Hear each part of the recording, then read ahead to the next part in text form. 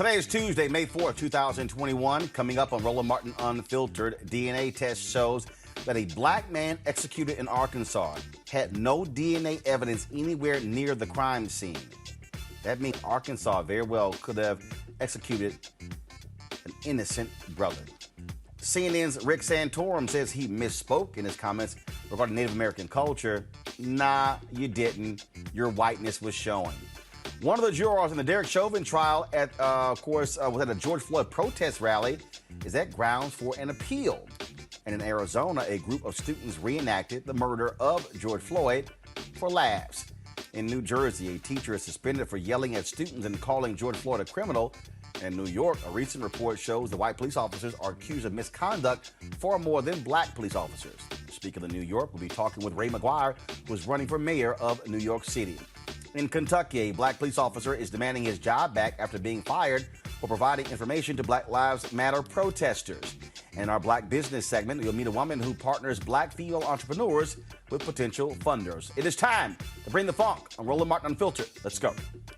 He's got it. Whatever the biz, he's on it. Whatever it is, he's got the scoop, the fact, the find. And when it breaks, he's right on time and it's rolling. Best believe he's knowing. Putting it down from sports to news to politics. With entertainment just for kicks, he's rolling. It's on go, y'all. It's Roland Martin,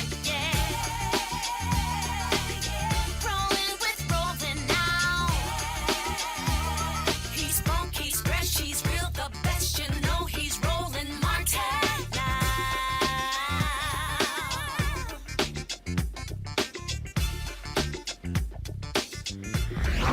Martin!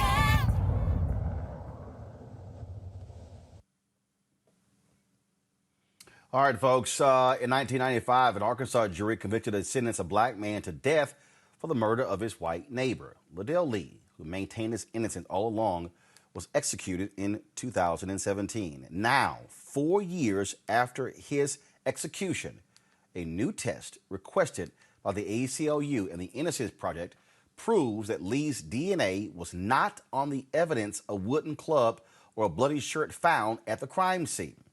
The test results found DNA of an unknown male and fingerprints that did not match Lee's. Now, during the trial, prosecutors relied on eyewitness testimony from Reese's neighbors who said they saw Lee walking around the neighborhood the morning of the murder. Lee and his attorneys filed multiple appeals and requested to have DNA analysis conducted on blood and hair recovered from the scene, but were unsuccessful. The state denied the ACLU and Innocence Project's request for a DNA test days before Lee's execution. Arkansas Attorney General Leslie Rutledge released the following statement about the DNA results. The courts consistently rejected Liddell Lee's frivolous claims because the evidence demonstrated beyond any shadow of a doubt that he murdered Deborah Reese by beating her to death inside her home with a tire thumper. After 20 years, I am prayerful that Deborah's family has had closure following his lawful execution in 2017. Let's go to my panel. Ben Dixon, host of the Benjamin Dixon Show podcast, Kelly Bethea, communication strategist, Mustafa Santiago Ali, a former senior advisor for the Environmental Justice EPA. Benjamin, I want to start with you. That statement from the Attorney General says nothing about the DNA test. In fact, what the Attorney General is doing is basically saying, oh, the evidence that was presented, but they relied on eyewitness testimony. How in the hell do you not reference or speak to the results of the DNA test? It's very simple. The evidence contradicts their position, and they have to protect their power and their position by any means necessary. And so now that the DNA, the science, actually says that he was nowhere near that scene, or at least he was nowhere near that evidence that they presented in court, they are willing to deny that, ignore that, do whatever they have to do, because it is far more important that they maintain the fact that they convicted and executed an innocent black man. It is disgusting to the highest degree. The thing here that makes no sense, Kelly, is again for the state to act as if this new evidence, this new information is irrelevant, is absolutely crazy. I mean, at some point, they owe it to the citizens of the state to ensure that if the right person was executed, that you don't leave any doubt. This DNA test leaves doubt. It leaves doubt, but it also erases any type of confidence in that system, in that office, which is probably why they didn't mention the DNA test, because they know they're skating on thin ice when it comes to the confidence that they have with the public, especially with this coming out. It is not crazy to me that they didn't mention it. It is expected, as stated by Benjamin earlier, about how they just really need to preserve their image.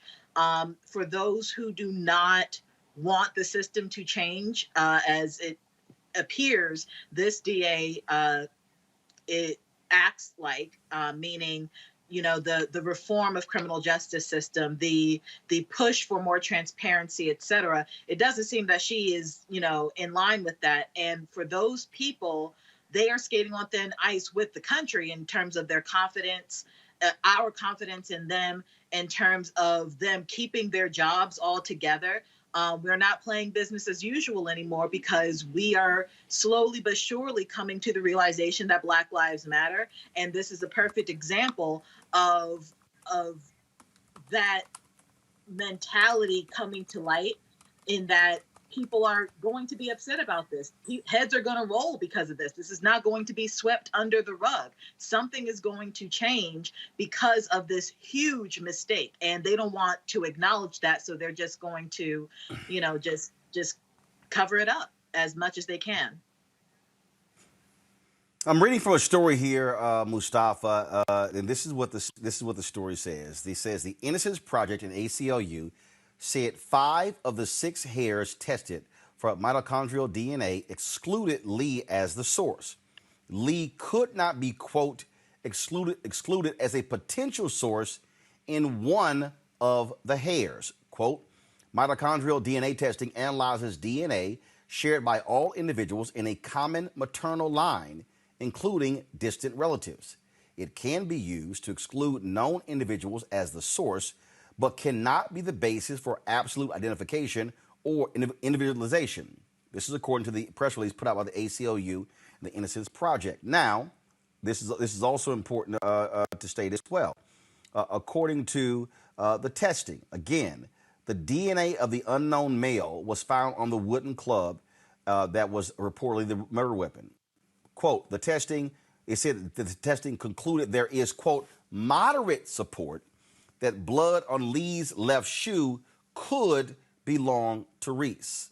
And so so again, this DNA testing was not a full exoneration, but it still raises troubling issues that before executing him, there were efforts to actually test the DNA. Arkansas kept denying that. This, to me, I think is a huge deal when it comes to how do we move forward. I just simply believe that, one, if these folks are not going to outlaw the death penalty, then you should make sure you should test every possible thing. And if there's DNA to test, you test it. Exactly. We continue to see the whitewashing that exists inside of the criminal justice system, especially when it comes to people of color, where they will exclude evidence sometimes, or they will not go to the full extent of the testing that's necessary to find out whom may have actually been a part of this murder or of other types of cases. And the other part of this that we should really point out is that since this brother did not do this, then somebody is walking around who's a murderer. So they should be equally as concerned with the fact that they didn't do their job. Because they did not do their job, other people may have already lost their lives, or people may lose their lives because of an individual who actually has committed murder before is still on the street. Oh, and again, I just want to be real clear here that what they tested does not completely exonerate. The problem is his DNA was not found on the murder weapon, but they did say there was moderate support that blood on his left shoe could have come from the woman who had been bludgeoned to death. But again, this is one of those instances where you should be absolutely sure. And this also, I believe, Benjamin, is going to give a lot of credence to people who believe that we should not have the death penalty, that because mistakes could very well happen, depending upon eyewitness testimony in this case here, that the ability, the opportunity for the state, depending upon the jurisdiction, to put somebody to death who didn't do it is real. And we know for a fact, I mean, look, I'm born and raised in Texas, and Clarence Brantley came close to being put to death several times, at least 3 different times, for a murder that he did not commit. He was later freed. There are at least 3 reasons why the death penalty should be abolished, Roland, based on everything that you're saying. Number one, the inaccuracy, the fact that this country has put people to death who absolutely were innocent. Number 2, because we see that often intersects with your race. If you're a black person in this country, you are far more likely to be executed under the circumstances that we're talking about. And last but not least, the United States, there's no there's no system in this country that has the moral authority to be taking anyone else's life. That is something that should not be in the purview of this government. And we see whenever they have that opportunity, there is a level of desire, of rage, of bloodlust, that they want to execute people in this country. And we are the last people who should have that moral standing as a nation. One day before his death, this is what Liddell Lee told the BBC, Kelly, quote, "My dying words will always be as it has been. I am an innocent man." Now, this is part of the statement. This is Nina Morrison, who is the senior litigation counsel at the Innocence Project. This is what she said, quote, "While the results obtained 29 years after the evidence was collected proved to be incomplete and partial, it is notable that there are now new DNA profiles that were not available during the trial or post-conviction proceedings in Mr. Lee's case. We're hopeful that one or more of these forensic law enforcement databases will generate additional information in the future." That's an important point because the science has changed. There have been dramatic leaps in the science and testing, and they are far more certain with DNA testing today than they were 5 years ago, definitely 25 years ago. You're absolutely right about that. This is why having the death penalty on the books now in any state and any jurisdiction just does not make sense, because the whole premise is that the death penalty is like the pinnacle of punishment, meaning that you exhausted all options and went through every single facet imaginable before this person is put to death. This is not the case with this man who just died. It's not the case with a lot of recent decedents as a result of the death penalty. And I also have to say that Black men, Black people in general, are disproportionately sentenced to death. So that's also something to consider when you talk about the death penalty. The fact that we are, as a people, being murdered by the state, and every option to exonerate us, to really prove beyond a reasonable doubt that Black men, prisoners in general, did not do this, that they're not being used. And it makes you question exactly why. I mean, rhetorically, it makes you question why they won't exhaust the resources necessary to make sure that Black people are not being put to death unnecessarily. So until, I don't think that the death penalty should be a thing at all, but until you have a system in which every facet, every appeal, every single thing, all the technology has been finalized in that person's case, until you can prove beyond a reasonable doubt, even after they're in prison, that they are completely innocent, you shouldn't have a death penalty, because the stake literally is life. And that is way too high of a price for somebody to be wrong 2 minutes after they died. And this is also why, in so many of these cases, Mustafa, why the science is far more important than eyewitness testimony, because there are so many examples. numerous examples of how eyewitnesses could be very wrong about what they thought they saw or heard. Yeah, we know witnesses can be biased for a number of different reasons. That's why we need strong science. We should be anchored on the science, and we should also understand, as you said, the science continues to evolve. We need to abolish the death penalty. It's very simple. We are one of the few countries that still utilize that in our judicial system. It is antiquated, and we no longer need it, and we should be making sure that we are moving forward in a very expeditious fashion to actually stop that from being a part of our judicial system or our law enforcement system. But the problem we have in this country, again, America loves to put folks to death. It's all about revenge, and that is sort of how this nation operates. And unfortunately, when we talk about how often wrong this country is, it brings us to former Pennsylvania Senator Rick Santorum. Of course, we told you about the comments that he made during a speech about Native Americans.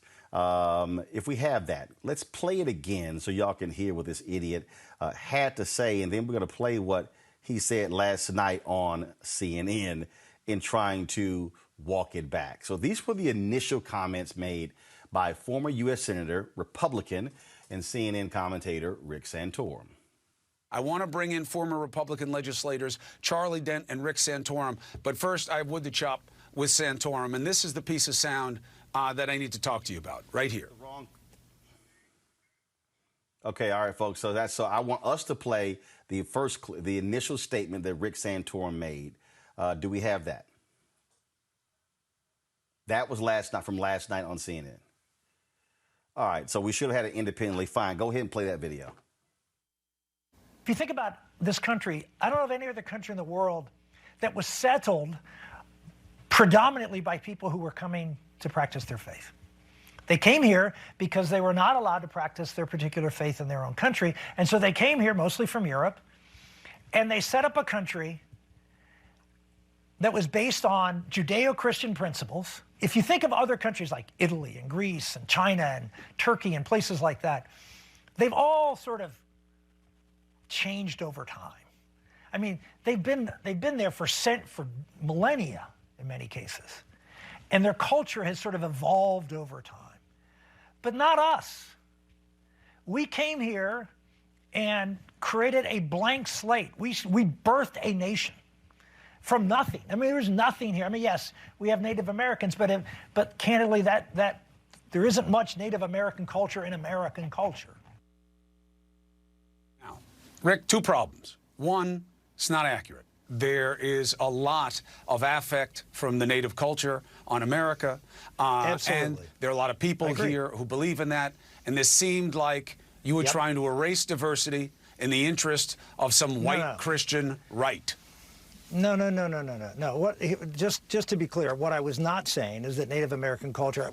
I misspoke. I was saying what I was talking about is, as you can see from the run-up, I was talking about the founding of our country. I'd given a long talk about the Constitution and the Declaration of Independence and the ideas behind those, and and I was saying we sort of created that anew, if you will, and I was not trying to dismiss Native Americans. In fact, I mentioned them because, yes, they were here, and they did have an impact. In fact, in this country, you're right. They have a huge impact, particularly in the West and many other areas of the country where they have a huge impact on American culture. I was talking about, and I misspoke in this respect, I was talking about the founding and the principles embodied in the founding.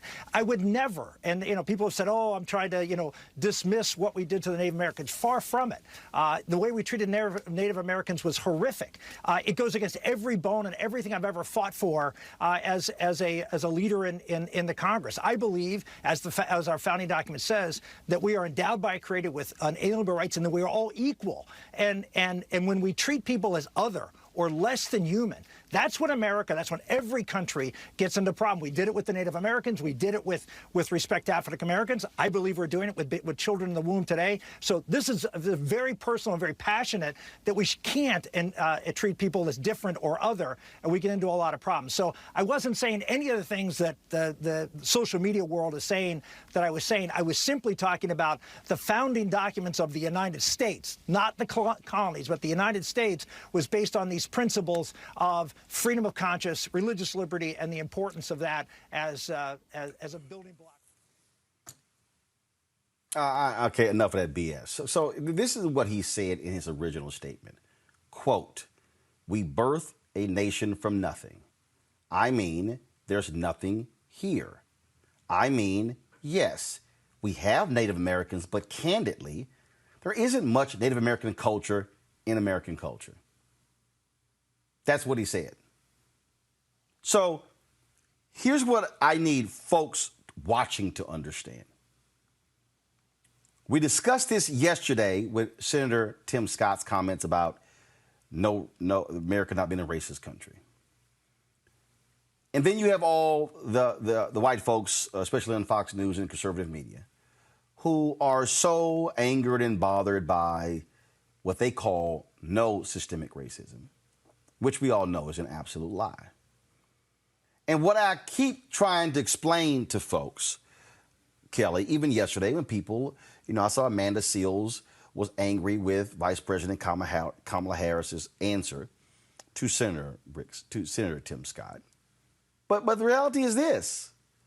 White folks in this country, there are a group of white folks in this country, a significant group, who live in complete and utter denial about what actually created the United States of America. They do not want to own up to genocide. They do not want to own up to slavery. They do not want to own up to Jim Crow. They do not want to own up to any of these things because for them, it's really out of sight, out of mind. Well, I would push back on that a little bit in that they don't want to own up to it. They want to romanticize it. They want to glorify it, but they don't want to deal with the consequences of it. Now, full ownership, you're right. No. When I say own up to it, when I say own up to it, I'm talking about owning up to literally what happened. They don't want to own up to the genocide of Native Americans because, yes, the romanticized part is, oh, my God, we're so wonderful and we're so great and we're America. And look how we went out west and it was a frontier land and it was all about grit and finding your way. No, we kill people to do it. They did. And they did. But what I'm saying is, to an extent, they own it only when it looks good in their favor. So, for example, as recently as with the Obama administration when they killed bin Laden, people will glorify the fact that we killed bin Laden. But until somebody or enough people are more or less on bin Laden's side, I'm saying it wrong, but so long as people are on the side of America as far as what happened, we will glorify that event. Right now, what's happening is that we are actually seeing the ramifications of multiple minorities in this country being killed, harassed, taken advantage of, et cetera, specifically Black people. And the narrative is changing. If the narrative had not changed, they would have owned all of it. Yeah, we killed the Native Americans. Yeah, we enslaved Black people. And they did for a time. But now that the tide is shifting as far as power, as far as who actually controls history, the narrative is changing in the favor of the person who was actually victimized. So that's what I mean when I say they took ownership, but now they are, distancing themselves from the truth because it doesn't make them look good anymore.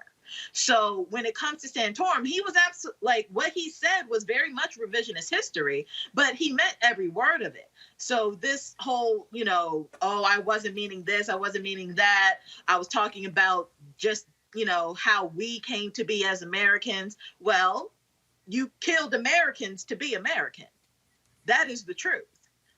You don't want to say it that way because it takes power away from the person who's actually talking, who's actually being a victim in the situation. But it is the truth. So that was my point. Mustafa,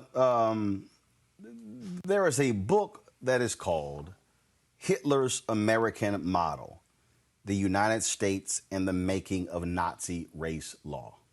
The United States loves to present itself as being this caring, loving, kind country, and we talk about the Holocaust and how shameful it was and how evil Adolf Hitler was and how just atrocious, and he was a murderer. But Adolf Hitler studied racism across the world, studied segregation. And Adolf Hitler and his lawyers and his loyalists, they found no greater country that practiced racism and segregation deeper than the United States. Without a doubt. And so, when you, I mean, like, folks, like, literally, I'm going to give you a name in a second, and this man, Hitler, who wrote a book, this man was one of the, in fact, Mustafa, you probably know it, he was one of the leading environmentalists in American history. This man was friends with Theodore Roosevelt, friends with Woodrow Wilson. Woodrow Wilson, arguably the greatest racist ever served as president and in the Oval Office. And this man, I need everybody who's listening, this man was in charge. He believed in eugenics. He was absolutely about Nordic power.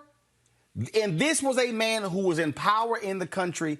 And so when the Rick Santorums of the world say these things, they are in essence speaking white supremacy. Without a doubt. You know, we need to have an honest conversation about policy in our country. And we often talk about that on the show. It was policy that approved the genocide of indigenous folks. So let's deal with facts instead of opinions. There were about 15 million indigenous brothers and sisters that were massacred, that genocide took place. People intentionally used weapons. And what I mean by that is that they gave blankets with smallpox and other diseases, knowing that it would help in the annihilation and being able to clear the land so that folks could then claim it for themselves. That was built into policy. Then policy for the remaining indigenous brothers and sisters, remove them from their traditional lands and place them in the least desirable locations in the country. Of course, you fast forward a number of years and then they found, oil and other things on this land, and then it still tried to move brothers and sisters off of that land. So you got to be honest about that and what has actually transpired over time. Then you got to be honest also. So Rick Santorum was completely and 100% incorrect when he said that indigenous brothers and sisters hadn't done anything for this country. They had thriving economies. They also had thriving societies. They were living in harmony with their environment and not taking more away from it than was needed, both in the woodlands, on the plains, on the coast, all across this country. And here's the last point, Roland, that I'll make on this. If you want to have a conversation about democracy, then really understand history. And if you understand history, then you understand the Six Nations. You understand the Iroquois Confederacy, which is actually our Constitution, and our democracy is actually built on what the Iroquois had in place for millennia.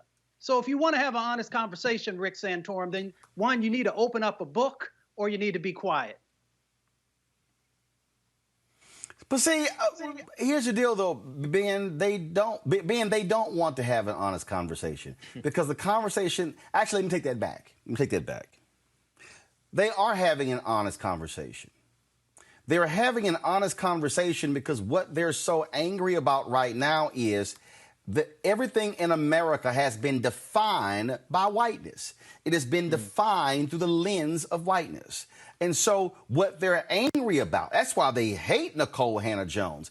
That's why they hate black historians. That's why they cannot stand the rise of black and Latino and Native American and Asian voices who are now offering a different perspective on this country. And I thought, Mustafa, I gave you an opportunity. I thought you were going to sit here and go there. The person I'm talking about, y'all, who was one of America's greatest environmentalists, his name is Madison Grant. Y'all, Madison Grant in 1916 wrote a book called The Passing of the Great Race. Well, I just tell you, 1916. This man was lauded as an environmentalist, as a philanthropist, as he was. But what they don't want to talk about is when he was over the New York Zoo and he was perfectly fine with Ota Benga, a Congolese man, being on display right next to monkeys. But there's a reason I'm bringing up Madison Grant's name, because I need y'all to understand why Madison Grant was so powerful. Because Hitler himself, when speaking with regards to Madison Grant, said that his book, The Passing of a Great Race, Hitler wrote to Grant saying, quote, "The book is my Bible." So when we see the Rick Santorums of the world, Benjamin, when we see the next story we're going to talk about as well, what we're seeing is we're seeing white Americans, largely white men, really, they're losing it. They're losing their minds, all because of 2043. They cannot handle the browning of America, which now they can't handle. Now you got black voices in schools. Now you got black folks weighing in on curriculum. Now you got Latinos weighing in on curriculum. They can't handle that because it's about power and control. And they're saying, damn it, if y'all start telling a different story, then we won't be able to have the same power we've always had. That's absolutely it. And I want to tie it into what Kelly was saying a few moments ago, because it's when people who have been oppressed become have voices and get access to power and then get access to history and then get to tell what happened to them in history. That's when the narrative changes from, let's say, Hiroshima and Nagasaki being celebrated as a necessary thing to end the war. And now there's no consensus around that now, because people who have been oppressed by this American empire are now getting to come to the table and getting something to say as it pertains to American history. And just like you said, Roland, that disconnects their powers. There's no more immaculate conception of the United States of America. We see it for what it was, so that we can understand better what it is. To Rick Santorum, he did not even have to dig in a history book.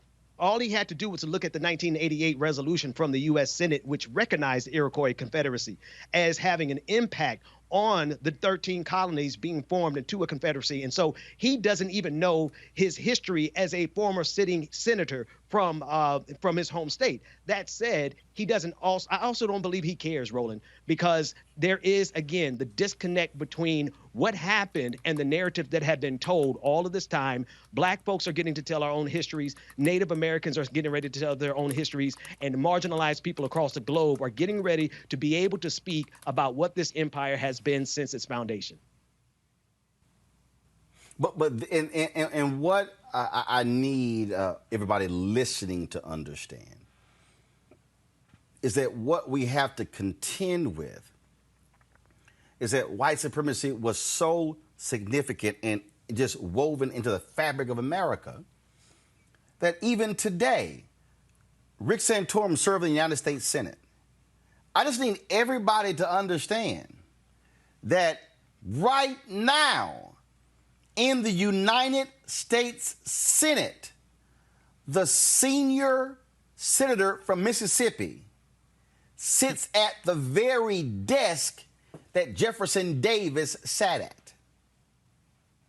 I need y'all to listen. In fact, if y'all Google it, you will actually see at senate.gov them explaining the desk and its significance.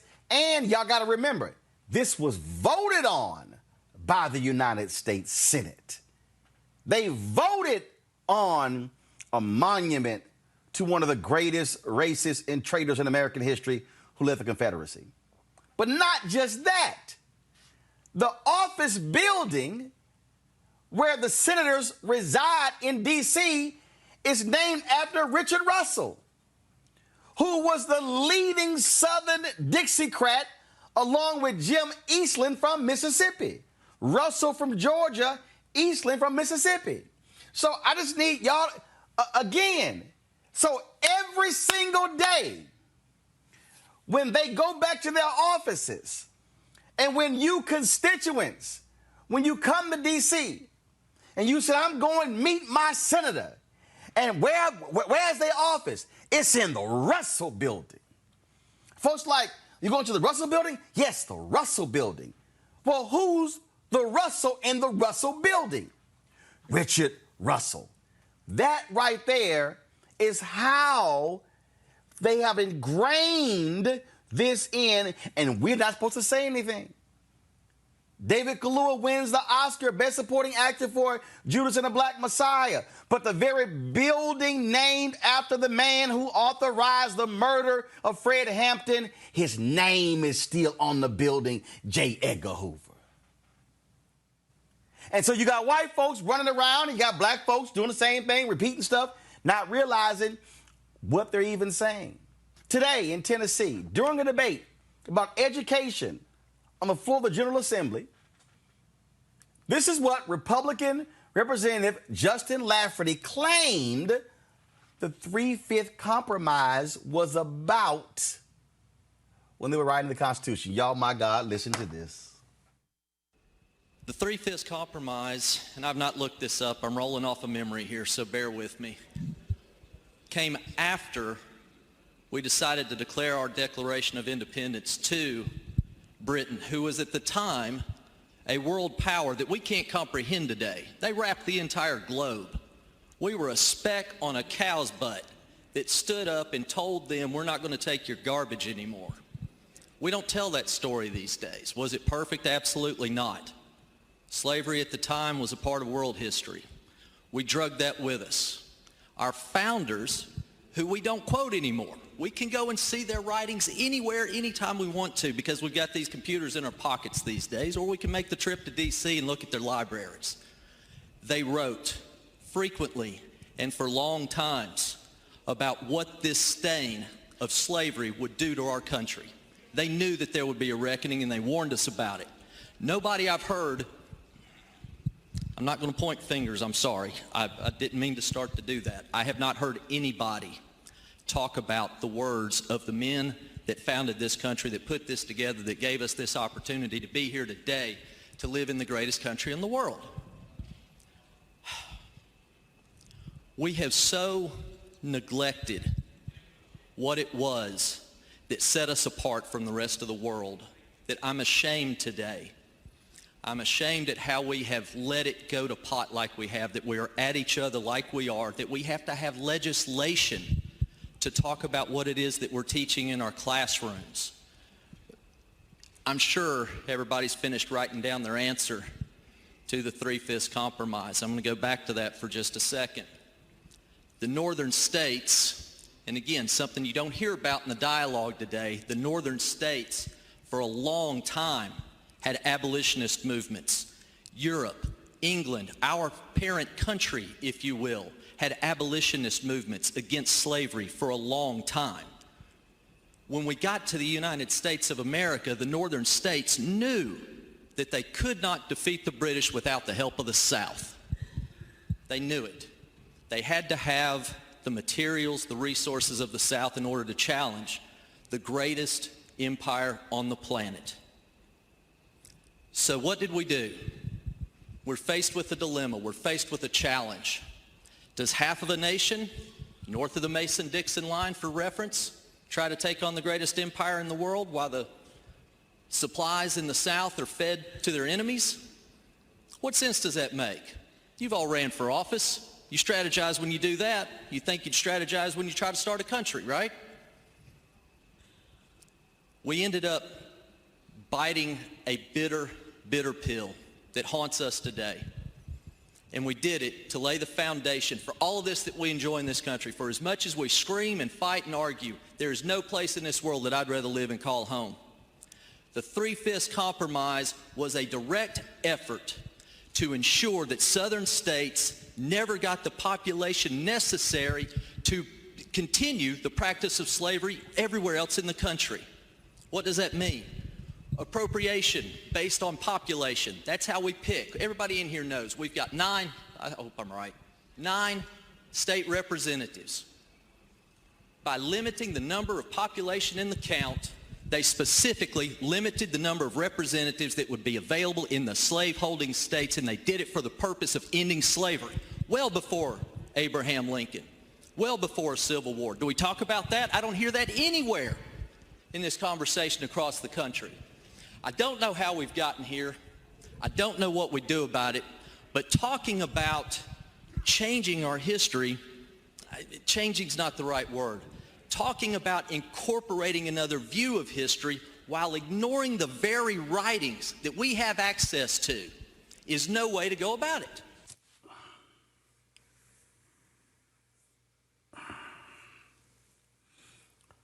Mustafa, anytime you say, I hope I'm right,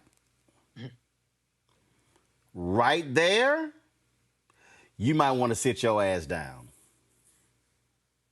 Yeah, I'm baffled. I don't know where I don't know where he gets his information from. I guess maybe out of a Cracker Jack box, and since they don't make that very often anymore, I guess that explains why he has so many antiquated thoughts that are disconnected to the truth and to reality.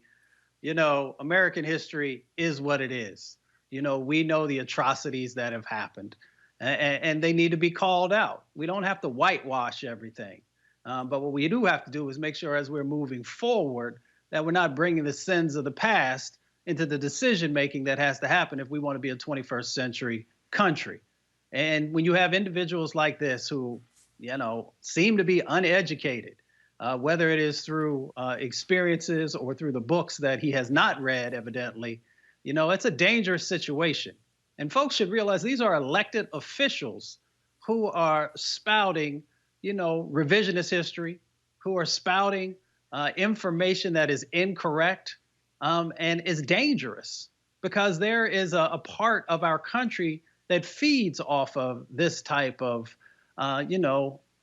uneducated information. And then they utilize it to be able to justify, these types of behaviors that we see even to today. So it's a shame that we still continue to elect individuals who just don't get it.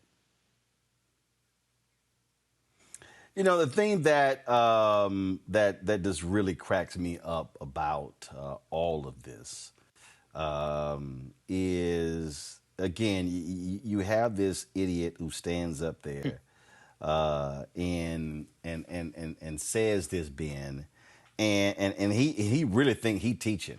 Oh my Lord, he thought he was just teaching up there, and how we don't quote the founders and how amazing they were. Player, we're more than happy to quote the founders. We're more than happy to quote what they lived like in private versus what they said in public. Come on, man. Yeah, absolutely. That's exactly what I was thinking of, because a couple of things. I want to start with he's trying to talk about the writings of the founding fathers that were not directly included in the Declaration or in the founding documents.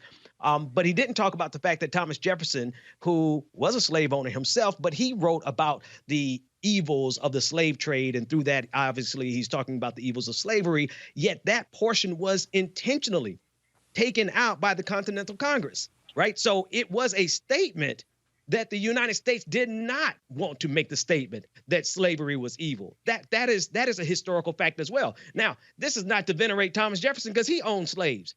George Washington, all those founding fathers were white supremacists, and I don't care how you cut it. We celebrate them for founding this country, but we also need to understand who they were and what they have left, the legacy that they left. Lastly, this is still yet another example of them having a competition over history. Who gets to read it, who gets to define it, and what is inserted into the national discourse as a result. And they are fighting like hell, Roland. They do not want Black people to be able to speak about the history of this country from our lens. And, and look, this is real simple. Kelly, get used to it. Buckle up, because it's going to be a lot more of this over the next 20, 30, 40, 50 years in this country. I mean, they've been trying to bury the history. They have, in some cases, literally have buried history. They have burned history. They have made it illegal to speak history. They have killed people who were speaking history so that they would no longer speak history. None of those tactics are going to fly anymore. All of us, majority of us, know how to read. And I'm not just talking about Black people. I'm talking about the country. We know how to read. We know how to research. Google is your friend. It is everybody's friend. Libraries are open. You know, the stories are out there. The truth is out there. And come hell or high water, it's going to come out. And those who want to suppress it will be dead in a couple of years anyway. So the truth is going to outlive those who want to bury it. And hopefully in this age of information where everybody can get everything and anything, we can stay truly informed instead of going into our respective silos and just listening to what we want to listen to and reading what we want to read and believing what we want to believe. The truth is out there, but we have to also do our due diligence in seeking it and actually holding ourselves accountable to it. These white supremacists aren't going to do that, so it's really up to us to uphold the narrative, the real one. Oh, and that's why this show is important, which is one of the reasons why we want you to support what we do. Our goal is to give you the information you're not going to find anywhere else, and so that's why we want you to support our Bring the Funk fan club. Every dollar you give goes to support what we do. So please do so by going to Cash App, $RM Unfiltered, PayPal.me/R Martin Unfiltered, Venmo.com/RM Unfiltered, as well as Zelle, which is Roland at RolandSMartin.com. You can also send to Roland at RolandMartinUnfiltered.com. And our goal, of course, is to get at least every year 20,000 of our supporters supporting us via our Bring the Funk fan club. Mailing address is, of course, 1625 K Street Northwest, Suite 400, Washington, D.C., 2006. All right, folks, a recently surfaced photo exposing one of the jurors in Derek Chauvin's trial could give the ex-Minneapolis police officer a stronger case for appeal. The photo shows juror number 52, Brandon Mitchell, at a Get Off Our Necks rally in August. The shirt Mitchell's wearing includes the words "Get your knee off our necks" and BLM. The rally took place in Washington, D.C. in honor of the 57th anniversary of Martin Luther King Jr.'s March on Washington for Jobs and Freedom. When jurors were asked on their initial questionnaire whether they or anyone close to them had participated in protest about police use of force or police brutality, Mitchell answered no. Last month, Mitchell and 11 other jurors found Chauvin guilty of second-degree murder, third-degree murder, and manslaughter in the death of George Floyd. Chauvin faces up to 40 years in prison and is awaiting sentencing in June. I've looked at some of the tweets, Monique Presley and others out there who are lawyers, and they've been telling people, hey, y'all, chill. These motions are standard. This is what always happens when people are trying to throw decisions out. Ben, again, I think for a lot of people who are going, oh, my God, is this going to mean, y'all, this happens. This happens in trials all the time. Not going to lie, Roland, when I first saw this, I was like, oh, my God, brother, why didn't you just say that you had that? But that said, this is just going to be one of the many attempts to appeal the ruling. Of course, Derek Chauvin has an incentive to do that. He has a right to do that, and his attorneys are going to do their jobs and do everything that they can, no matter how disgusting we feel it is and how disingenuous we know it is. That said, he's not the only one who has a vested interest in his appeals. This entire system, from conservatives in Washington, D.C. to down in Tennessee, that they have a vested interest in helping to maintain this hermetically sealed bubble of police can't do no wrong to Black people, because that is part and parcel of what this country's history is all about. It is what this country is all about. And speaking of that, a high school is looking into a video showing students reenacting George Floyd's murder and laughing about it in Arizona. Watch this. Third. Yeah. They're demonstrating. Yeah, dude, what the crap? A Spanish word.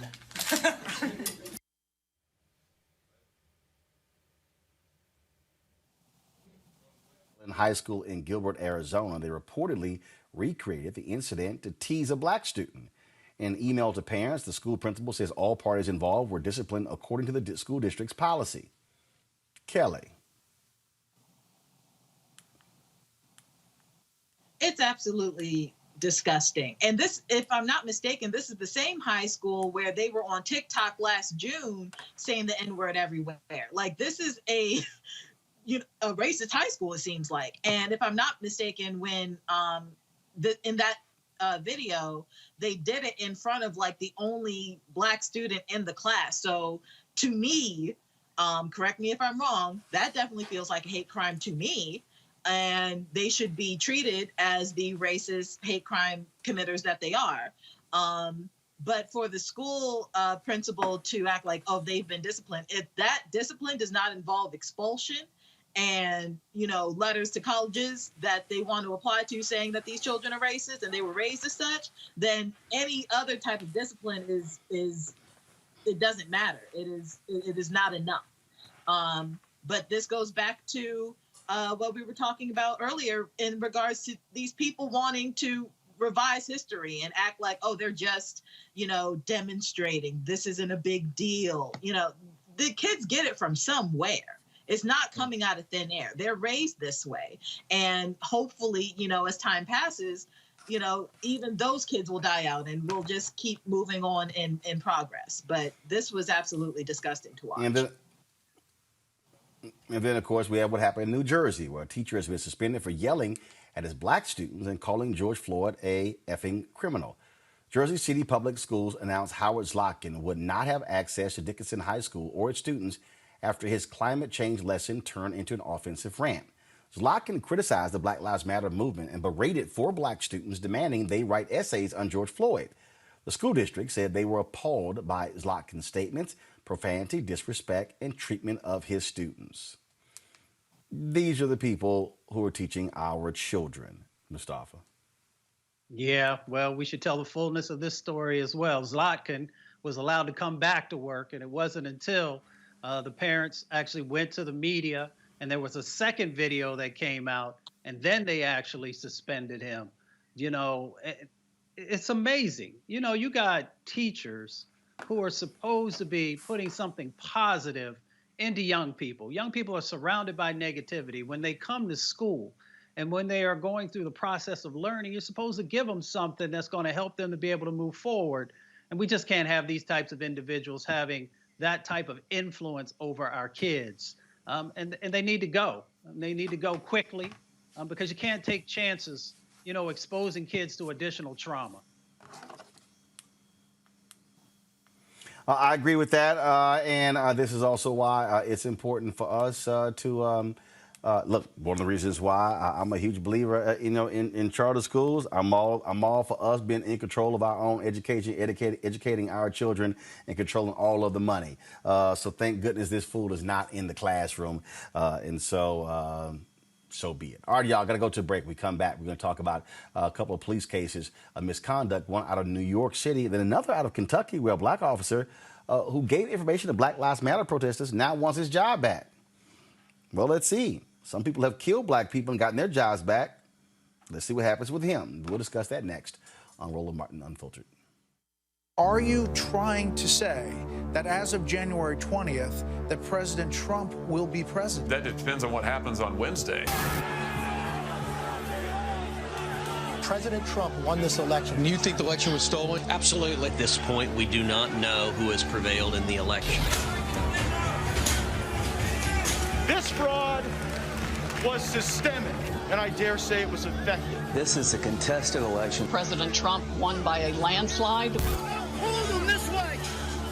The outcome of our presidential election was seized from the hands of voters. We have to make sure that they look into what has been the theft of this presidential election.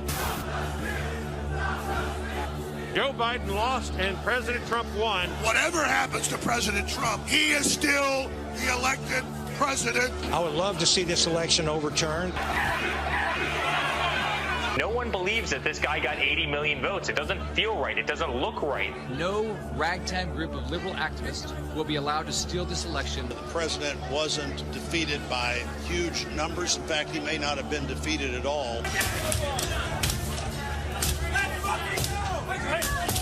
Over the next 10 days, we get to see the ballots that are fraudulent, and if we're wrong, we will be made fools of. I believe that people our age have lost the ability to focus the discipline on the art of organizing. The challenges, there's so many of them and they're complex, and we need to be moving to address them. But I'm able to say, watch out, Tiffany, I know this road. That is so freaking dope.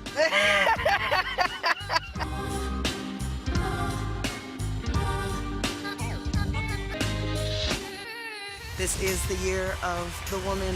We are here. We are capable. My optimism for our future has never been greater than now. Black women are making a difference, making history, and changing the world. Carl Payne pretended to be Roland Martin. Holla! Hi, I'm Chaley Rose, and you're watching Roland Martin Unfiltered.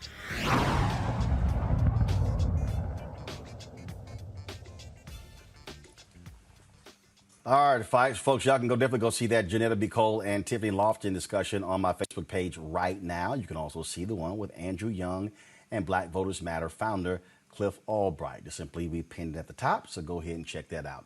Let's go to New York. It's not surprising that white officers are accused of police misconduct far more than black officers.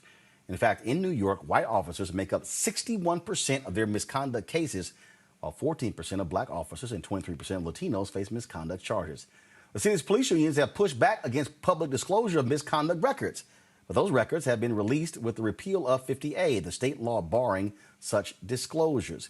This right here, Benjamin, is why that needs to be made public. There have been far too many laws in this country that have protected police. It keeps their information quiet. It keeps folks from learning about their actions. And more states should repeal these laws. In Maryland, the legislature overrode the governor's veto, Republican Larry Hogan, and got rid of the Officer Bill of Rights. That is how we begin the process of reforming police departments, taking the cloak of secrecy away. The cloak of secrecy, though, Roland, is a necessary evil for this police state. And I think we really kind of underestimate the extent to which we are living underneath the police state. We're talking about New York, the DigiDog that they just took off the streets, but it is a precursor to what's coming. And it's just another way that this empire protects itself from within. We spend trillions of dollars on the military abroad, and we spend similar amounts of money internally. And part of that is to make sure that they protect their frontline troops, those police officers that are occupying our communities and extracting wealth from our communities and taking it back across the railroad tracks, along with the fact that they're leaving our bodies broken and killed in the streets. That particular point there is really important. And again, Kelly, how we must approach this, again, you got to get rid of all these laws and procedures. You got to make it transparent, make it open. These cops have been hiding behind these laws, the abuse that they've been doling out, the payments that have been made. It has to be public. Otherwise, we're going to be in the exact same situation 5, 10, 20, 30 years from now. Absolutely. Not only that, but the first thing that needs to go outside of, Officers' Bill of Rights and other things that are in other jurisdictions is absolutely qualified immunity across the board, because there should be no profession in which you do something that objectively is illegal and you get away with it because it's your profession. That doesn't make any sense. It just doesn't make any sense.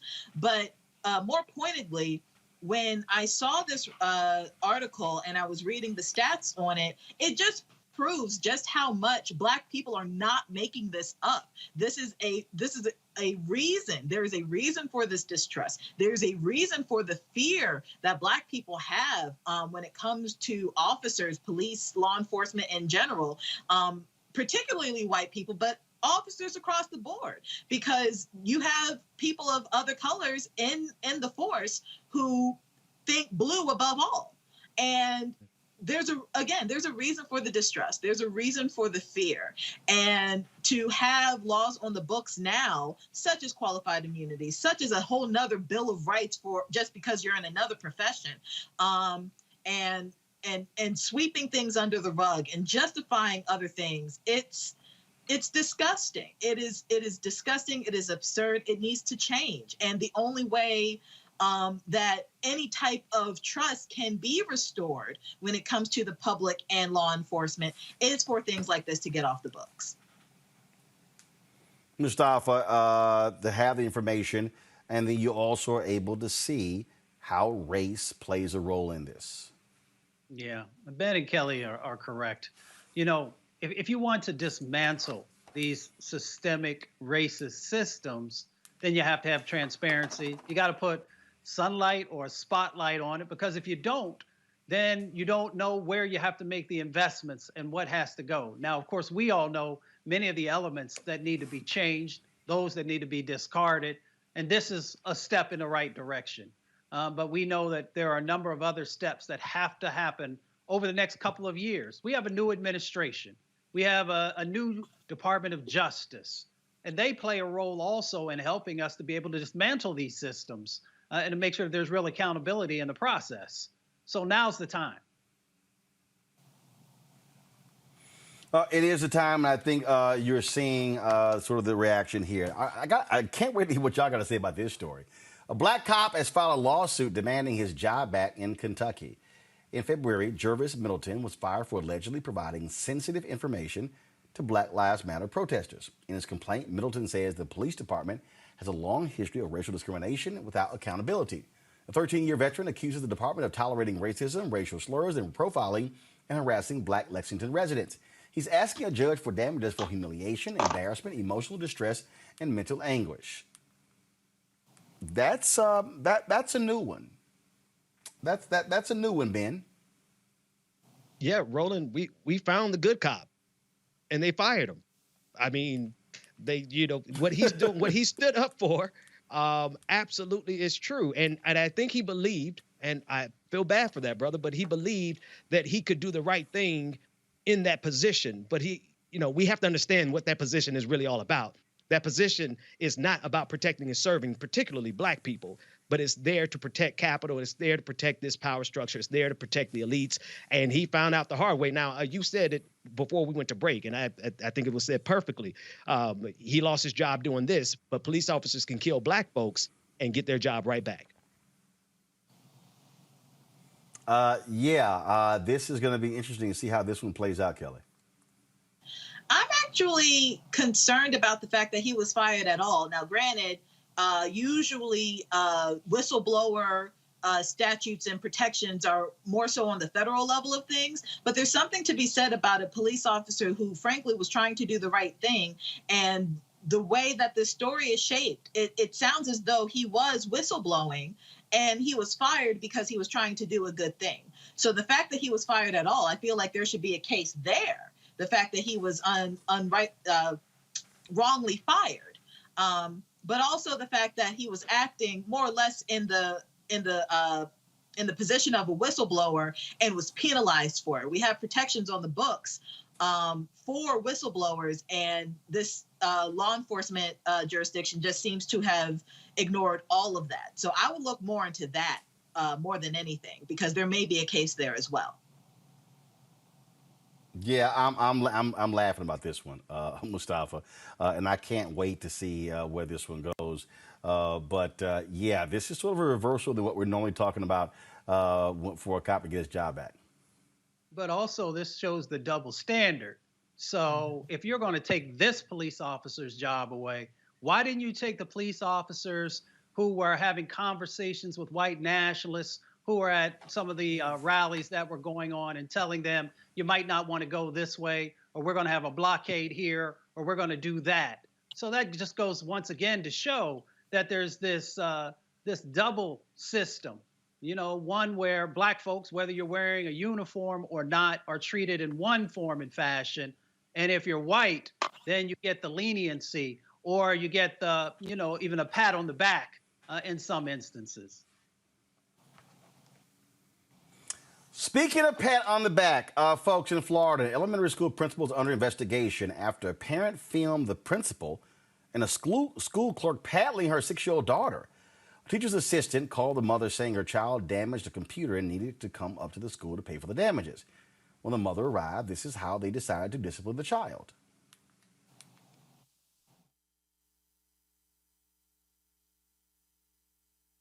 Right here, let me show you how. This is serious. You see, finally you understand what's going on. Wait, hold on. Put your butt out. Out. No, put your hands down. No. Now don't do it again. And sit down. Sit down. You better tell your mama sorry, and you better not treat her like that either. Is this gonna happen again? No. Never. You're gonna be good at home? Are you gonna respect your mom? Because I'm gonna tell you what. If your mom wants to come up to the school and spank you, and we can watch, that's gonna happen. Do you understand me? You better start treating your mom right. And you better start behaving and taking care of the stuff. You don't keep messing up things.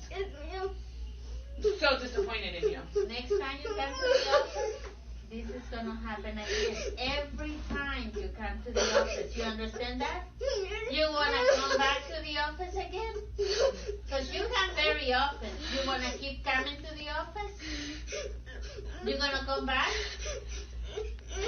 You're gonna come back to the office? No, okay. I better not see you back up here, because it's gonna happen again. Now calm down. Calm down before you get sick. So, Mustafa, flashback for me. Hell, that was me in elementary school. My parents asked for the corporal punishment slip of paper. Obviously, things have changed. Also, it was interesting how she used a paddle hitting on one side of the butt. First of all, I got hit on both. So just your thoughts about this teacher. And clearly, the parent gave her approval. Well, you know, I don't think that corporal punishment is something that should ever exist in the 21st century when it comes to little kids like that. You know, it's amazing, unfortunately, that when it comes to black and brown children, that corporal punishment is one of the mechanisms that folks utilize. It's tied to the brutality that has always been a part of the system in our country when it comes to our people. You know, the other part of the equation is that the mother only spoke Spanish. So the mother may not have had any idea of exactly what was transpiring or what her rights were. So we need to make sure that we're also calling that fact out as folks are, you know, utilizing these types of things. And the other part of it is, why aren't you having a conversation with that little girl, figuring out if she has broken or continues to break something, then there's something that's going on in that space. And she needs to have, you know, whatever types of mental health conversations to unpack what's going on. So you don't have to put your hands on a little baby. And you especially don't have to hit a little baby with that type of intensity. You know, Roland, and you and I know a little something about taking wood.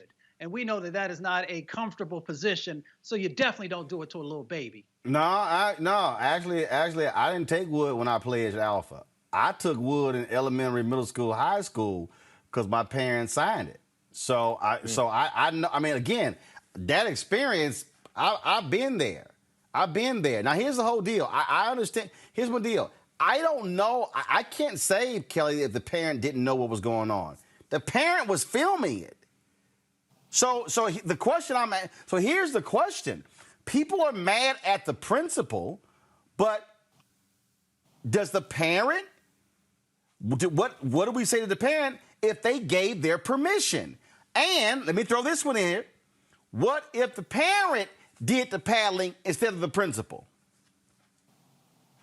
So all valid questions, right? So I'm looking at the USA Today article, and it's saying that there was a language barrier that caused the mother not to understand exactly what was going on, which is why she filmed it. But she's actually quoted saying that she was, you know, more or less shocked. She's saying that the hatred with which she hit her daughter, she's never hit her daughter like the principal hit her. But nevertheless, I am So, not so one the so the who is a parent at no proponent. point jumped up to stop the principal. Again, and this is what I'm getting to. So I am on no level am I a proponent of spanking children, certainly not with a wooden paddle in a public school setting. But it is clear to me that on some level, the mother was okay with it. And I have a problem with that as well. Because if that was my child and I saw that, granted, I don't have kids, but if that was my child and I saw that happening, there wouldn't be a video footage because I would be on the teacher, like white on rice, beating her behind. Like, that's not a thing that I ascribe to. There are more ways, more productive ways, less violent ways to discipline children and to teach children and to hold children accountable as much as they can be as children. There are better ways to do that than to subject them to something that you wouldn't even tolerate as an adult. It's like when you're at work and you do something wrong, you'd expect your director to bring out the paddle and spank you. So why would you do that to a child? It makes no sense. And I understand that there were things that have been done in years past, but generational trauma has to stop at some point. And when we know better, we do better. So just because you did it when you were young or you went through it when you were young does not mean, nor does it give you the license to do that to a child, whether they're yours or not. I'm double checking because let's see here. Ben, here's the deal.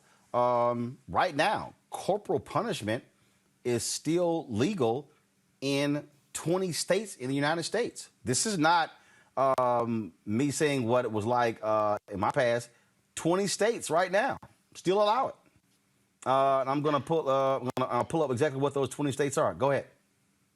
I got corporal punishment in school also, Roland. And it was, I remember it clearly. It was nothing but black boys lined up on that sidewalk that got beat by a white principal. The level of intensity that principal was spanking that poor child was not one done from concern for the child to try to correct her. It was done from her own personal frustration and anger. Because I got 3 kids. First of all, had that been my child, I would have cleared the whole building. Second of all, if I have to discipline my children at any level, it takes a lot out of me to do it because the last thing I want to do is hurt my children. And I can tell you the difference between somebody who is popping a hand to stop your 3-year-old from touching a socket and somebody who's angry and venting her frustration. And this is exactly why we cannot allow human beings to execute corporal punishment, and definitely not the death penalty, because rooted inside of us is the desire to get back at that person. And that's what that principal was doing to that young child. Now, the mom also undocumented worker, afraid to intervene because she would somehow, be afraid. Now, again, I said it. You've got 19 states in America, was 20, then one state got rid of it. But where this took place, Henry County, it is prohibited. So the question now comes up, why did Principal Melissa Carter have a paddle in her office if it's outlawed in the county? All those questions are going to be answered. Folks, the South Carolina Appellate Court rules a black man enslaved by his white restaurant manager is owed more than $500,000 in restitution. The 6-figure amount is much more than John Christopher Smith was initially awarded in 2019 when his manager, Bob Edwards, pled guilty to 1 count of forced labor. Smith was awarded nearly $273,000 in back pay after being forced to work more than 100 hours per week by Edwards without compensation. Edwards began abusing Smith and taking advantage of his mental disability in 2009 when he took over management of J&J Cafeteria. The Court of Appeals ruled that the previous amount decided by the district court failed to take into account federal labor laws, entitling Smith to double the amount of pay from Edwards. I wonder what Senator Tim Scott has to say about that. It is in his home state. Got to go to a break. We come back, our Black Business segment. Plus, we'll talk with Ray McGuire, who is running for mayor of New York City. All of that is next right here on Roland Martin Unfiltered. The lonely, the alienated, the sad, and the angry. In every country torn by strife, violence, and hardship, men and women are drawn to extremist leaders, promising to take on the enemies of their people. In America, some of our lost souls respond in a similar way to the call of influential voices. But instead of militant preachers or radical clerics, every single night in America, they can listen to our own angry advocates of division and conspiracy. Confused, angry people hear the call of these voices and take on the camouflage of warriors to threaten and even kill civilians. The radicalized Republican Party and the twisted people on TV who speak for them use the very same language of intolerance and rage to provoke those alienated people, actively pouring kerosene on the fire of social unrest. And until we all reject these poisonous voices, the result will inevitably be escalating violence and tragedy.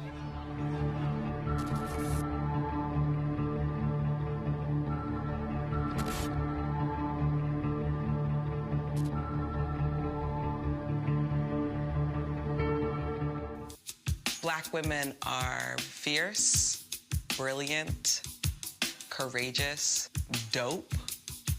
Black women are making a difference, making history, and changing the world. I think about all of the Black women who have showed up to fight for justice. We are starting to finally accept all the skills and talents a woman can bring to the table. Urban One, thank you. This one is so special.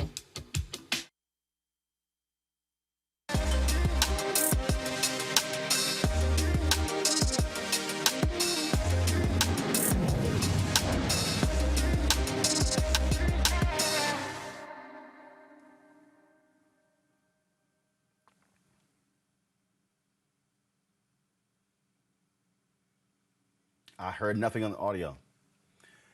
According to research by American Express, black women, folks, are going to be significant leaders when it comes to operating businesses. First of all, we are seeing right now that black women start businesses at a much faster rate than anyone else in America. That's kind of important. We've seen those numbers rise dramatically, even though, of course, we've seen the impact of COVID all across this country. So just understand what's happening there. But the numbers have grown 150% since 2007.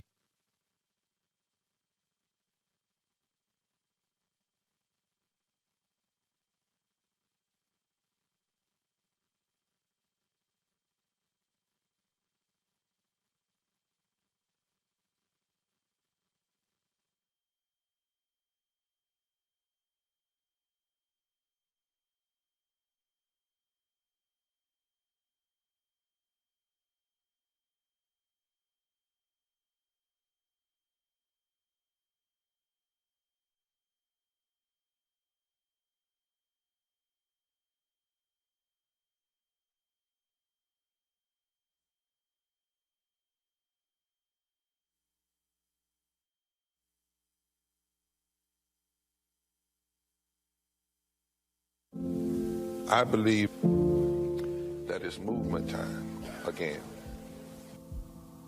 In America today, the economy is not working for working people. The poor and the needy are being abused. You are the victims of power, and this is the abuse of economic power. I'm 23 years old. I work 3 jobs. Work 7 days a week. No days off. They're paying people pennies on the dollar compared to what they profit, and it is time for this to end. Essential workers have been showing up to work, feeding us, caring for us, delivering goods to us throughout this entire pandemic, and they've been doing it on a measly $7.25 minimum wage. The highest check I ever got was nearly $291. I can't take it no more. You know, the fight for 15 is a lot more than about $15 an hour. This is about a fight for your dignity. We have got to recognize that working people deserve livable wages. And it's long past time for this nation to go to 15 so that moms and dads don't have to choose between asthma inhalers and rent. I'm halfway homeless. The main reason that people end up in their cars is because income does not match housing cost. If I could just only work one job, I could have more time with them. It is time for the owners of Walmart, McDonald's, Dollar General, and other large corporations to get off welfare and pay their workers a living wage. And if you really want to tackle racial equity, you have to raise the minimum wage. We're not just fighting for our families, we're fighting for yours too. We need this. I'm going to fight for it until we get it. I'm not going to give up. We just need all workers to stand up as one nation and just fight together. Families are relying on these salaries, and they must be paid at a minimum $15 an hour. $15 a minimum anyone should be making to be able to stay out of poverty. I can't take it no more. I'm doing this for not only me, but for everybody. We need 15 right now.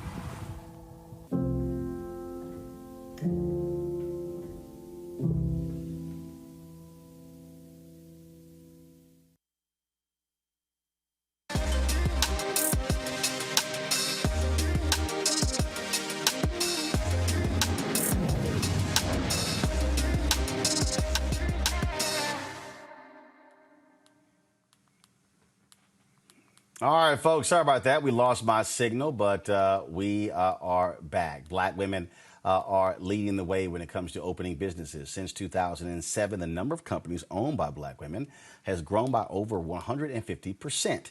EnrichHER connects pre-qualified companies led by women and founders of color to capital, coaching, and community so they can take their businesses to new heights. Joining me now is EnrichHER's founder and CEO, Dr. Roshana Novellos. Doc, how you doing?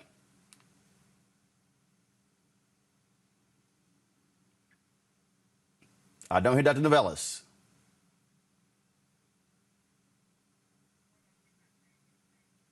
All right, we're trying to, Doc, I think you're muted, so please unmute your button.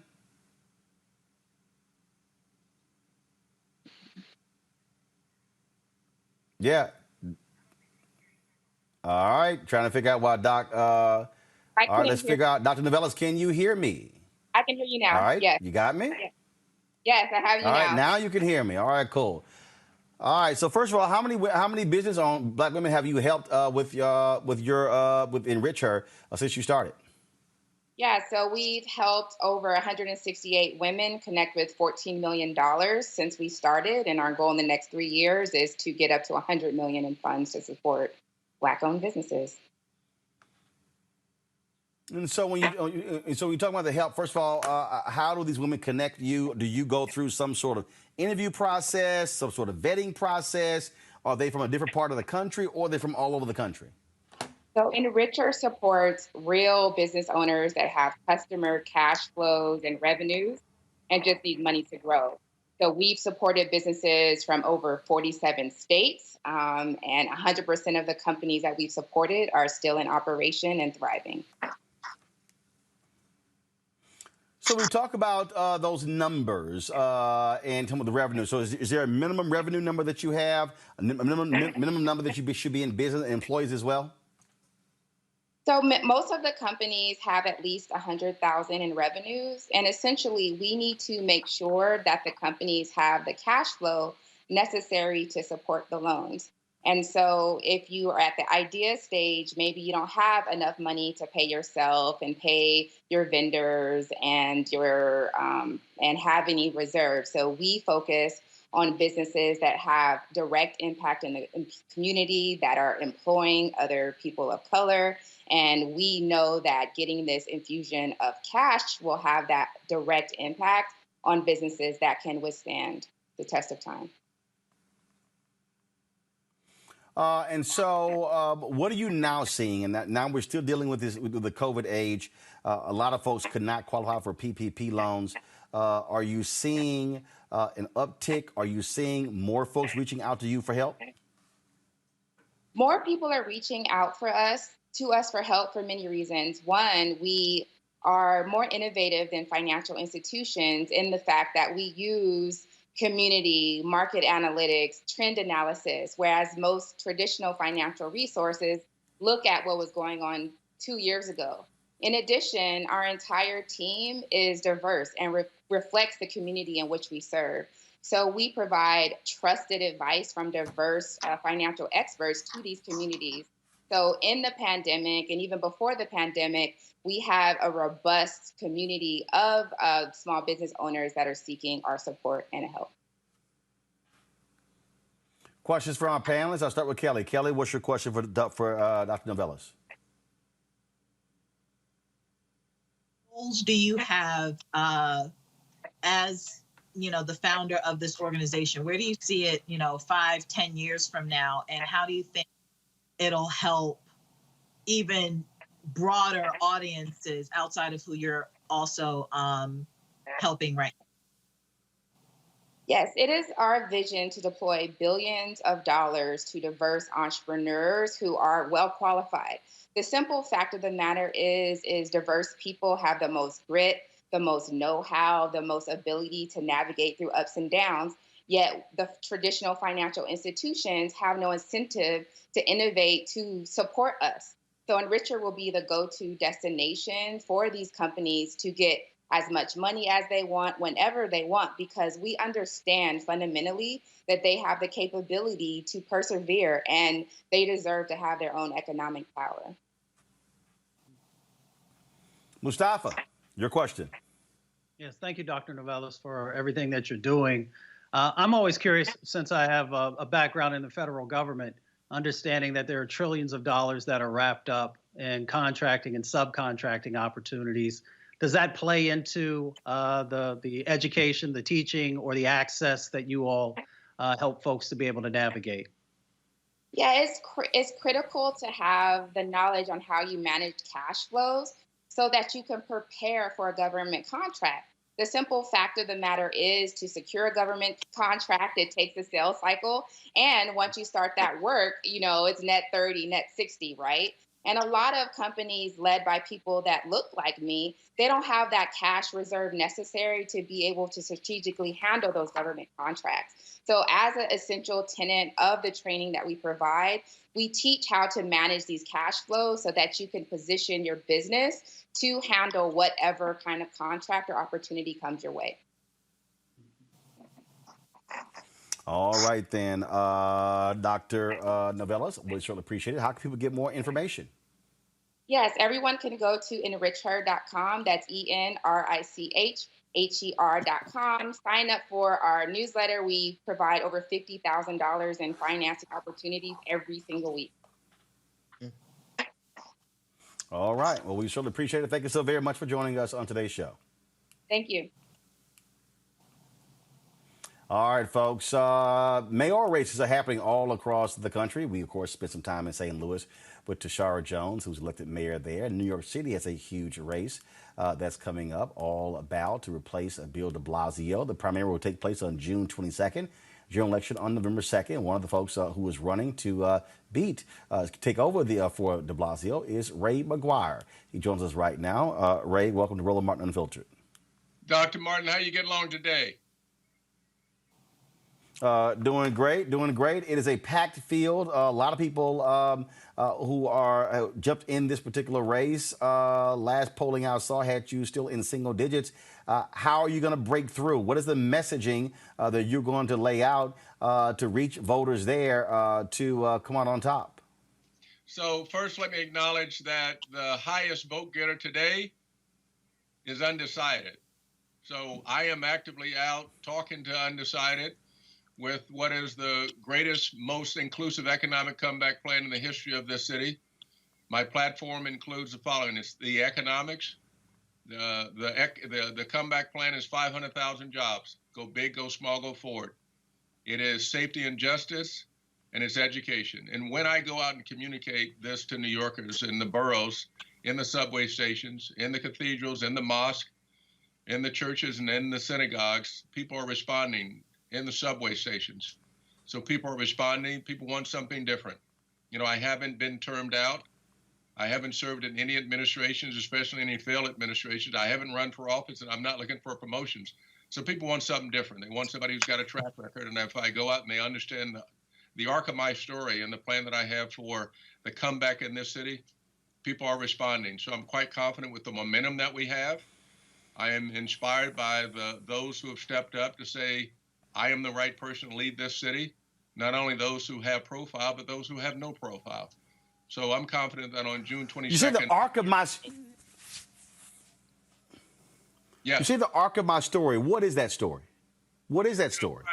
Where I started, Roland, I started at the bottom, right? Was raised by my single mother. I didn't know my dad.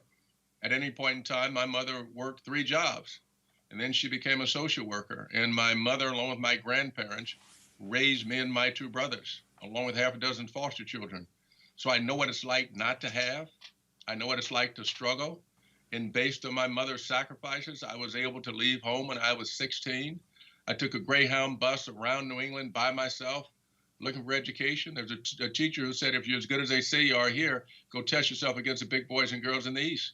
So I took a Greyhound bus around at 16 years old, looking for schools, landed at a school in Connecticut. Where I got to the school, my classmates had on those short sleeve shirts with alligators, cost more than my entire wardrobe.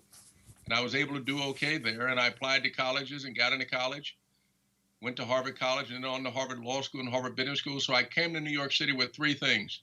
I came with a great education, I came with a lot of debt, and I came with no money. And so people understand that when they understand that I started at the bottom and had to kick down doors and make certain that I performed at the highest levels and stayed in my job longer than anybody else in the history of corporate finance, in the history of the world, in the history of the corporate world, 13 years longer than anybody else.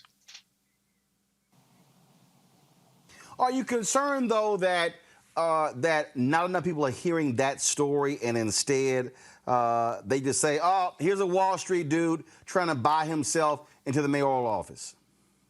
People will say that. Yeah, I've heard that, and what that does is it ignores a journey. I didn't just parachute into this, but I had to face conscious and unconscious bias to get here. And so, yeah, I am a 6'4", 200-pound black man who's been on Wall Street and quite proud of it, quite candidly, given my mother's sacrifices. And at any point in time, given the crisis that we're in now, this city is broken and divided, and all the others had their chance, and black and brown people have gone backwards.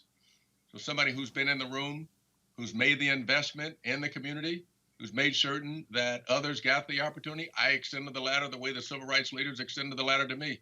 I have likely created more opportunity and more wealth for black and brown people than all the other candidates combined. In the neighborhood I come up in, you know what they call that? They call that receipts. So I get receipts. What would you say is the most fundamental issue or the top 2 fundamental issues that you will do specifically for black voters in New York City? New York has the largest concentration of black voters than any other city in America. They certainly will play a huge role in who wins this election. So, Roland, there are 2 fundamental things that need to take place here. One is the economy, and the other is the education that gets us into the economy. We got to transform the educational system now, not the random pre-K to 12, but we need to make certain that our children can get an education, that their lives shouldn't be determined by their zip codes. I have a plan, which is my Cradle to Career plan at rayformayor.com. That's education, which I'm going to fundamentally transform that. And then when it gets to the economy, you get educated, and if you don't have the education, I have workforce training as part of my comeback plan. Then when it gets to the economy, I'm going to be intentional on how we manage a budget. And oh, by the way, I'm the only person here who's managed budgets larger than most state budgets and been held accountable and had to identify, attract, and retain the talent as I led from the great financial recession, where our company was on life support, built the business out of that financial recession. And today, if I look at New York City, we spent $22.5 billion last year. 82%, 8 out of 10 of the MWBEs got 0. So I will be intentional here. And intentional is the same way that Harold Washington was intentional in Chicago, or Coleman Young was intentional in Detroit, or Maynard Jackson was intentional in Atlanta. I'm going to take those playbooks, I'm going to modernize them, and make certain that we get what we need. And so let me give you something, the way I think about this. We've been outside for so long that when they give us crumbs, they want us to feel full. I'm not interested in the crumbs. Matter of fact, I ain't interested in the cake. I'm interested in us owning the bakeries, which is how I have led my career and the investments I've made in black and brown entrepreneurs, making sure that people got educated, making sure that they got jobs, they got promoted, got position responsibilities, and got paid. So it's education and the economy. All right. Well, Ray, your folks told me you got a hard out at 7:55. I wish we had more time with you. So we certainly, I got a lot more questions. I'm sure my panel has questions as well. So hopefully we can get you back on and for a longer period of time to talk about your mayoral race and what you want to accomplish.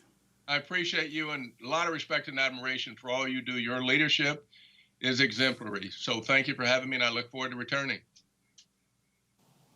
I appreciate it. Thank you so very much. Ray McGuire, running, of course, for mayor of New York City. And, of course, we've also extended invitations to other candidates as well. So look forward to having them on as well. I want to go to my panel here. A lot of people are running in this race, Benjamin.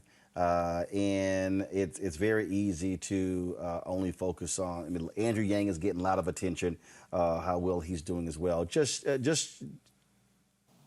we lose me again? Not sure what's going on. Okay, yeah. So sorry, folks. My signal acted up there. So Benjamin, your make of this New York mayoral race. You know what? One thing that's disappointing about politics in general in this country, and we can see this with Andrew Yang, it's a competition of personalities and popularity, more so than substance and the ability to get the job done. I think that I hope that a brother like that, who could bring some intentionality in addressing the economic conditions of Black people, particularly people of color, generally speaking, one would hope that could gain traction, and we'll see how that goes. But when you have somebody, parachuting in, drawing all the attention because of the campaign he ran for president, it's going to make it a little more difficult. But salute to all the people who are running, and anyone. Well, anyway, I'll leave that to myself. Go ahead. Yeah, but the reality, Mustafa, is that, I mean, I understand that point there, but okay, he's getting support from people. So is it a question of personality, or are folks in New York City liking what they're hearing from Andrew Yang? You know, we talked about this before when the presidential races were going on in the primaries. You got to do the work. So different folks are going to come into the space, and they're going to have name recognition. They may have a brand. If you're not one of those individuals, then you got to do the work. You got to be out there at the community meetings, whether in a virtual sense now or once we get a better handle on COVID. And you got to do the work being in the churches and all these other types of places. But then you also got to be able to help people to understand how their life is going to be better. So, there was a piece that was out where he actually talked about $16 trillion that systemic racism has cost the United States. So my question would be, how are you as mayor going to address the systemic racism that exists in housing, that exists in transportation, that exists in jobs, and a number of other areas there in New York City? How will you make it different? And I would ask the same question to all of the candidates who are running. So it's an exciting slate of folks who are running in New York, but you got to put people to the test and ask them the hard questions and not just get the bumper sticker responses, but some real substance to how you're going to make change happen, especially for those who have been unseen and unheard for so long in New York City. And to that point, look, there was a poll that was done, Kelly, by Students First New York, and the poll showed that Andrew Yang, 26% poll support him. Eric Adams, of course, who's the Brooklyn Borough president, is a brother. He's at 20%. Scott Stringer, who was a city controller, he's receiving 12%. Then, as you go through, you have Maya Wiley, a lot of attention there, who worked for Mayor Bill de Blasio. People saw her on MSNBC. She's ranked fourth at 10%. Then, of course, you have Ray McGuire, Sean Donovan, former HUD secretary under Obama, Diane Morales and Catherine Garcia, all polling between 6 and 9%. So this is one of those things where, I mean, you've got a lot of, big names with resumes, but it's only, look, you got to split up 100%. And look, with that many people running, if you're polling at 20, 25, 26%, you're the top of the field. That was going to be one of my points, the fact that all these people are going to have to split this 100. And it reminds me very much of last year when at the beginning of the presidential race, there were literally 20 people on stage. So I'm not too concerned about how many people are running so much as how many people are running after the primary, because that's what counts after June, right? But for me, regardless of who's running, even though I'm not a New York constituent, I still want to know who's financing your campaign. I still want to know how you are going to gain the trust, keep the trust of regular New York City constituents when, at least in this man's case, his profile appears to be more of the same. You know, he's 63, he's been in Wall Street, he's not necessarily coming from money, but he has a lot of money, he has managed a lot of money, and he survived some of the worst economic crises of our generation and beyond. And what New York City has to show for it's that they are at an even bigger of a gap in terms of socioeconomic status than they were before the recession. So even though he is proud of his accomplishments in Wall Street, he doesn't necessarily have a reputation on Main Street. And you can say that for pretty much all the candidates at this point right now. Yes, they, former Secretary of HUD, they've had these big profile positions, but I have yet to see anybody who's done boots on the ground work in New York City who actually has the trust of New York City such that they can be mayor. So it'll be interesting to see after the primary how things shape up. Bottom line is here, folks. Look, it's a lot of progressives who are running in New York City. It's a whole lot of time. Again, the primary isn't until June 22nd, so we'll see how it shakes out. And so we would certainly love to have the other candidates on the show. We'll be reaching out to them and see if they respond. We'll see. All right, folks, that is it for us. We want to thank you, Ben, Mustafa, Kelly as well. Folks, don't forget, if you want to support what we do here at Roland Martin Unfiltered, please do so by joining our Bring the Funk fan club. You can give via Cash App, $RM Unfiltered. Of course, paypal.me/R Martin Unfiltered, Venmo.com/RM Unfiltered. Also, Zelle is Roland@RolandSMartin.com, Roland@RolandMartinUnfiltered.com. And as I told you yesterday, May 16th, I'm going to be co-hosting the Urban One Honors with Erica Campbell, airing on TV One as well as Clio TV. I was asked by Radio One founder Kathy Hughes to do so. Of course, I spent 13 years at TV One, Washington Watch, our Sunday show. Then, of course, News One Now, our daily morning show. Both lasted 4 years each. And so I certainly had a good time there. Here is the promo. We showed it a little bit earlier. Let's show it one more time again. I want y'all tuning in and live and tweeting about Urban One Honors taking place on March 16th. Check it out. Black women are fierce, brilliant, courageous, dope. Black women are making a difference, making history, and changing the world. I think about all of the Black women who have showed up to fight for justice. We are starting to finally accept all the skills and talents a woman can bring to the table. Urban One, thank you. This one is so special.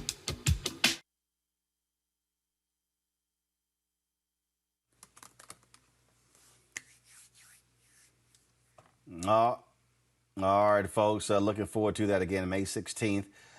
Be sure to check it out 9 p.m. Eastern on TV One and Clio TV. That's it for me, folks. I shall see y'all tomorrow. Take care. Be well. Let's have a good time. Holla!